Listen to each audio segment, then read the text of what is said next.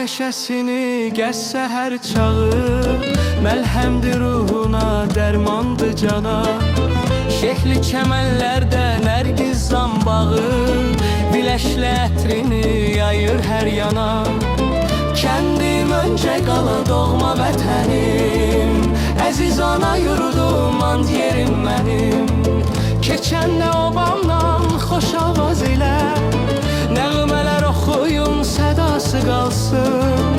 Düşəndə yolunuz bizim bu elə, dillərdə şirin bir nidası qalsın. Kəndim öncə qala doğma vətənim, əziz ana yurdum, and yerim mənim. Kəndim öncə qala doğma vətənim, əziz ana yurdum, and yerim mənim.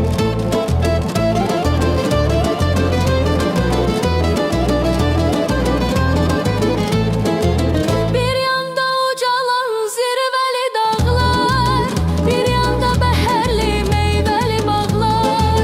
Qoynunda Xəzərin mavi sinəsi, sən ey masalının dilbər güşəsi. Kəndim öncə qala doğma vətənim, əziz ana yurdum, and yerim mənim.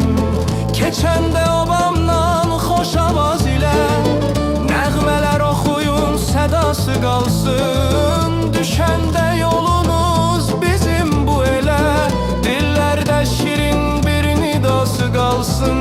Kəndim öncə qala doğma vətənim, əziz ana yurdum, and yerim mənim. Kəndim öncə qala doğma vətənim, əziz ana yurdum, and yerim mənim.